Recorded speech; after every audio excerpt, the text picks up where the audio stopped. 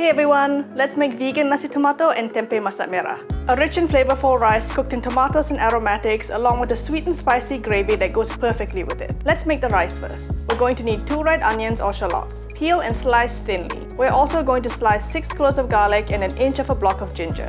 Add 3 tablespoons of vegetable oil to a shallow pot and let it heat up. Here we have 2 star anise, a cinnamon stick, 4 cardamoms and 4 cloves. In Malaysia, these spices are known as rempah sekawan or spice friends, as they're always used together in the base of many Malaysian dishes. Add them to the hot oil and bask in the fragrance of them toasting. Then we can go in with all the aromatics we sliced earlier. Fry until they're soft and lightly caramelized. Toss in a knotted pandan leaf for extra flavor and let it wilt briefly. Next, let's add in 2 cups of washed and drained white rice. This is jasmine rice. You can also use basmati rice, but the liquid ratio will be a bit different. Mix the rice with the aromatics and let it fry briefly until toasty. Then we can scoop all the rice into a rice cooker bowl. To this, let's add 1 vegetable stock cube. Crumble it with our fingers so it'll dissolve and flavor the rice properly. For a hint of sweetness, let's add in 1/3 of a cup of raisins. Trust me on this. For the tomato part of nasi tomato, we need a can of whole tomatoes. Plop them directly into the rice cooker bowl. Break the tomatoes up with a spatula to make sure we get an even amount of tomatoes throughout the rice. Top it off with 1 cup of plant-based milk and 1 cup of water or veggie broth. Season to taste with some salt and stir everything well. Place it in a rice cooker and let it cook.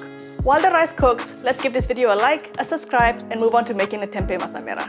We need 2 blocks of fresh or frozen tempeh. Cut the tempeh in half and then into thin finger strips, but any shape will work. If you don't like tempeh, feel free to use tofu, mushrooms, or anything else. Add a generous amount of oil to a pot and shallow fry the tempeh pieces.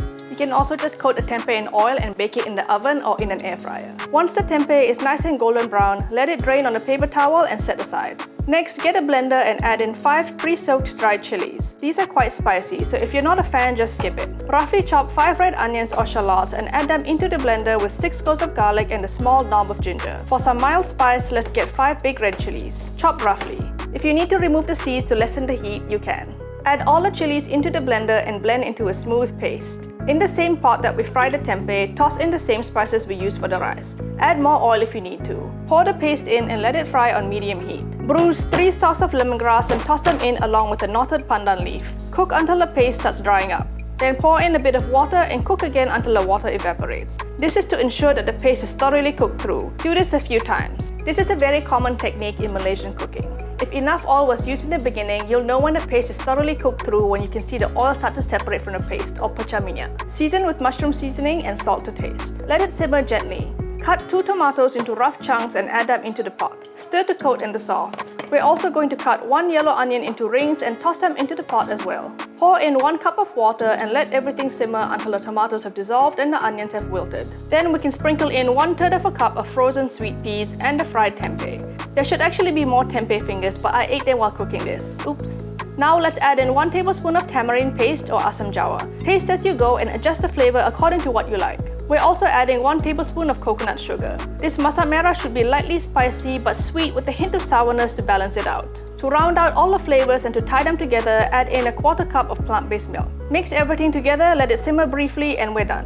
Before we finish up, let's make a quick pickle or achar timun, a condiment that you must have when eating nasi tomato. We need 1/2 cup of pineapple, a small cucumber, 1 shallot and 1 red chili. Pour 2 tablespoons of vinegar into a bowl. Add a pinch of salt and 1 tablespoon of sugar. Then add all the chopped ingredients in. Mix everything well. Look at all the vibrant colors. Let it stand for a few minutes before serving. Let's check on the rice and get ready to plate. Gently fluff the rice up to mix everything together. Fish out the spices if you like or just leave them in if you don't mind. Spoon the masak merah onto the plate and reveal the beautiful mound of nasi tomato. Sprinkle with fried shallots and coriander leaves and enjoy your nasi tomato. For more vegan rice recipes, watch this video next and I'll see you over there. Thanks for watching.